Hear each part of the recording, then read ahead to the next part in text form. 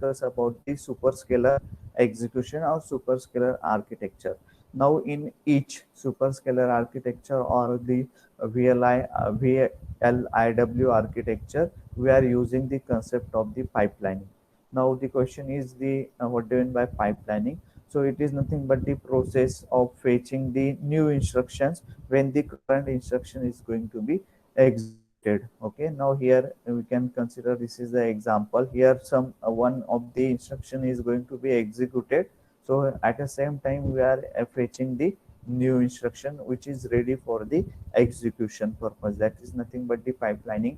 And when the concept of pipelining is occurred in the computer technology, actually that concept is given by the Henry Ford, and he used this concept in the manufacture assembly line for the manufacturers of cars. Okay, so what happen if it is single process is there? Okay, if it is serial computational will be there, then what happen, what are the different steps for the manufacturing of the cars?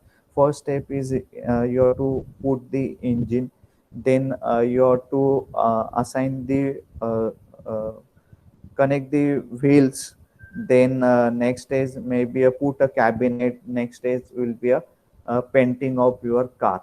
So these are the different stages are there. And if it is single computing will be there, serial computing will be there, what happen, it will suppose 10 people are working for that particular car manufacturing, and suppose three it is a group of 2 or 3 person which are working on a particular phase. So car putting engineer, only 2 persons are going to be used.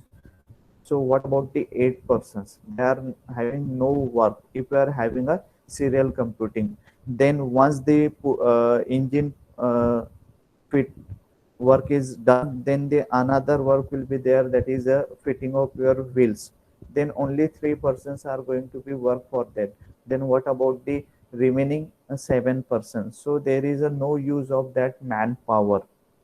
Okay, so instead of that, what we can do in this one, we can divide this your car manufacturing of car into a different tasks, and you can assign these tasks to put a engine, to assign the responsibility of wheels to the some people, assign the responsibility of put a cabinet, and assign the responsibility of to some group which are working on the painting. So what happened in this way, what kind of logic we are going to be developed, means Henry Ford was developed that when the second car was just behind the first car, and it almost done when the first car come out from the assembly line.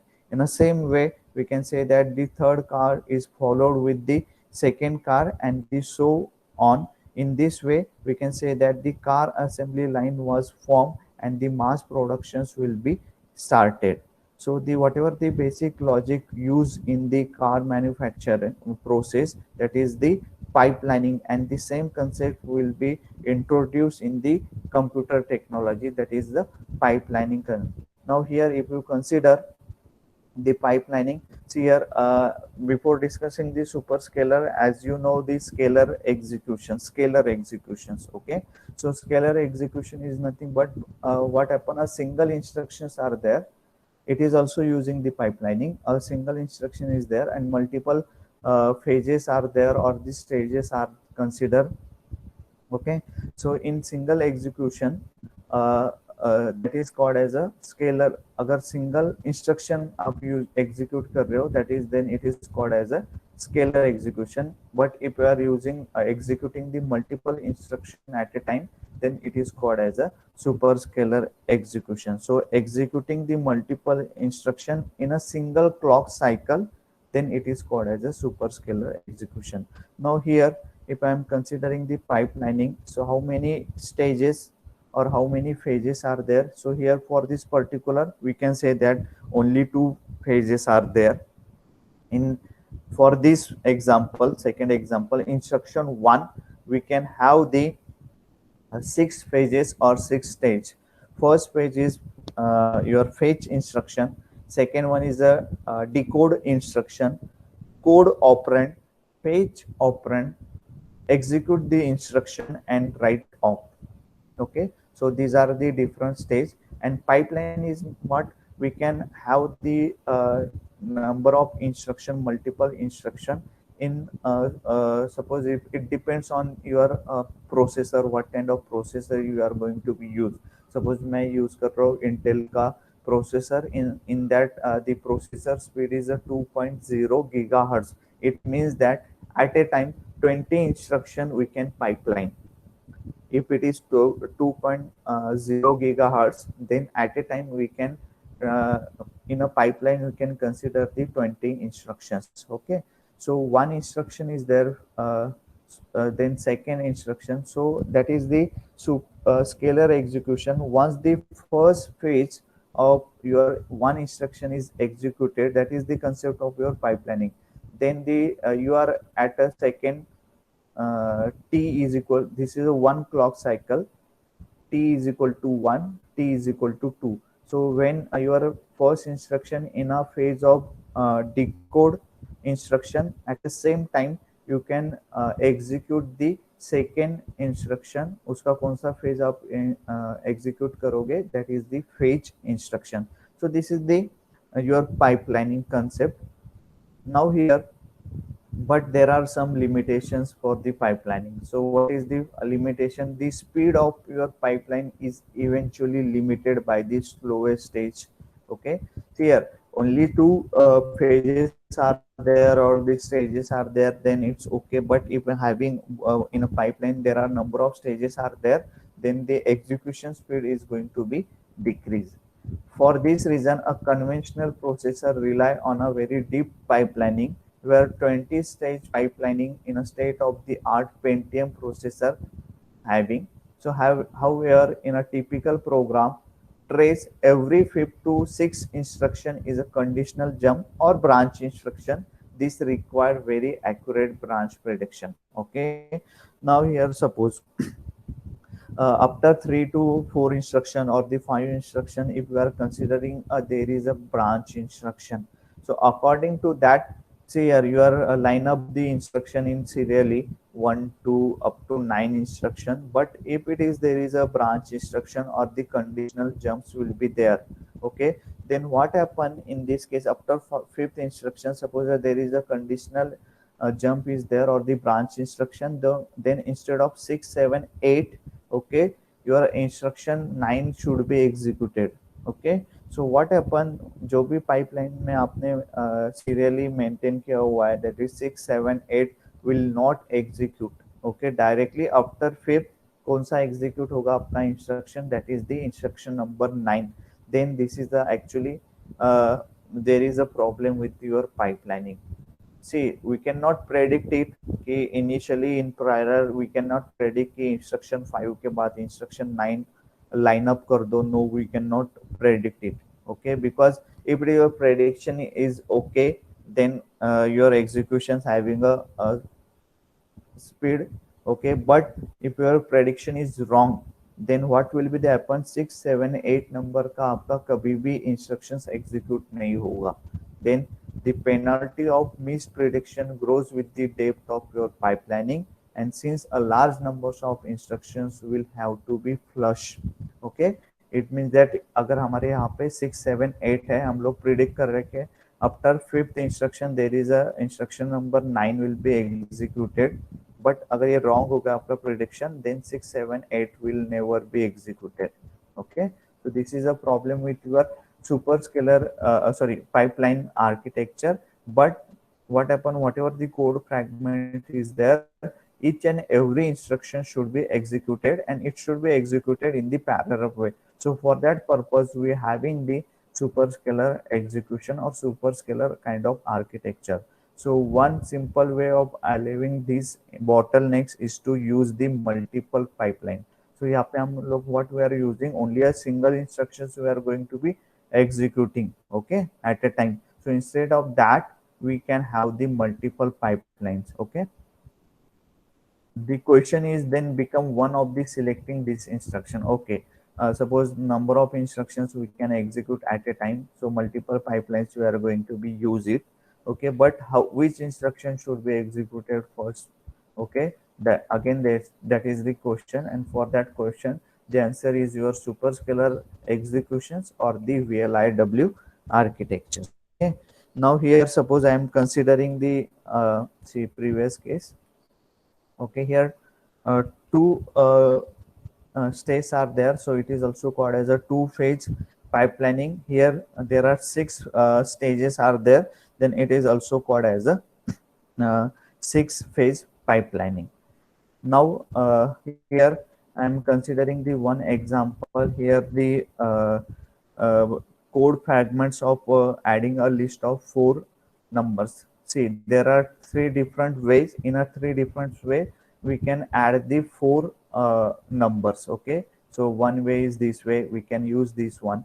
Another programming or code fragment, through that you can add the four numbers. And third way कि अगर मुझे editions of four numbers करना है, so I can have the this kind of code.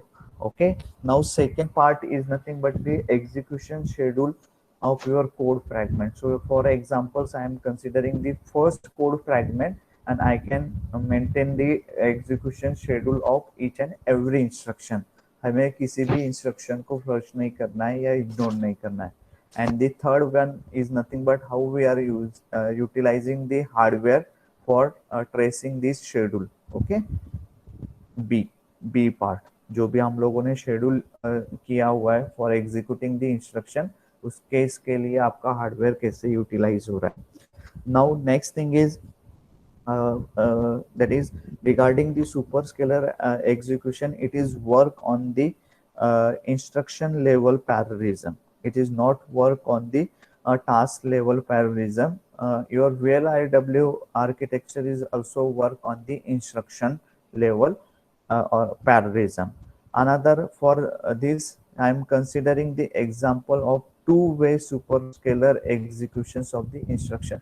Now, what do you mean by two-way? See, first consider how many phases we are using here. Three phases at a time. Here we are using the four phases. So this is called as a four-phase pipelining. This is called as a three-phase pipelining. Okay. Now that is a regarding of your pipelining. Okay, now two-way superscalar execution, it means that we are executing the two instruction at a time. In one cycle we are considering the two executions of two instructions, so it is called as a two-way superscalar execution. अगर आप यहाँ पे consider करते हो four instruction, okay, at a time for the execution purpose, then it is called as a four-way super, sorry, we can say that four-way superscale architecture. So you can have this superscalar architecture up to four-way. So you can have one-way superscalar architecture, but there is no use. Again, it is similar to your pipelining concept or the scalar kind of architecture. You can consider at least minimum two instruction at a time for the execution purpose, then it is considered as a superscale execution. Maximum you can consider the four instruction at a time for the execution purpose in a one clock cycle. Now here suppose I am considering the first code fragment. Now we'll understand the concept how the superscalar execution, how the instructions are going to be executed. Okay, so here the first I'm going to read the instruction. First you have to load the register R1, then R2 with the some value, then add R1 with the another third number, add R2 third fourth number, then add R1 and the R2, and then you have to store the result into R1 register. Now see here, I am considering the two-way superscalar execution, means you have to consider the first two instruction. Now here I am considering the first two instruction. Okay, load R1 and load R2. So, okay, so for first two instruction, all these two instructions are independent to each other. Okay, so what happens, suppose this is considered T1 0, T2, T4, T6 and the T8. Okay, one clock cycle is there. This is a complete and the time is t0. So at t0, load r1 and load r2 we are going to execute. So what are the phases it going to be performed in pipelining? We are considering actually these phases for pipelining: IF, instruction fetch, ID, instruction decode, operand fetch, instruction execute, write back. Okay, so for first two instructions are loading instruction, so we can have only three pages: IF, ID and the OF. Now, so at t is equal to 1, see, t is equal to 0, these two instructions are going to be executed. Now at t is equal to 1, what you have to consider the next two instruction. So here both these two instructions are also independent to each other. So what we can consider these two instructions for the execution purpose. Then we can have the addition. You need to perform some operations. So you can have the instruction write, instruction execute another page. Then first two instruction were executed at t is equal to 0. Next two instruction 3 और 4 number का हम लोगों ने execute किया at t is equal to 1. Then at t is equal to 2, you have to consider the next two instruction. Now if we are considering the next two instructions, so what happen if you observe these two instruction? Okay, instruction 5 and instruction 6, then what happen? Add R1 and R2 and store R1 comma at the address 2000. Okay, so here this 6 number instruction is dependent. These two instructions are not independent. अगर आप observe करोगे तो 6 number का instruction को क्या चाहिए? Result store, जो भी डेटा वैल्यू है आपकी R2, you have to store this R1 result. Okay, so for that purpose, first you need to perform this addition and then you can store the value of R1 register. So these two instruction 5th and 6th are not the independent instructions. So at t is equal to 2, you cannot consider both instructions. Okay, for the execution purpose, even if it is a superscalar execution, but there is a data dependency. Here we can say that the data dependency, and this is a limitations of your superscalar executions. Okay, if it is data dependency, then you cannot consider both instruction in a simultaneously or for the execution purpose. Okay, so here one instruction is only considered, that is R1 and R2, and the next at t is equal to 3, then here t is equal to t1 0. Okay, at t is equal to 3, then the last instructions is going to be performed. Okay, so in this way your superscalar architectures will be executed.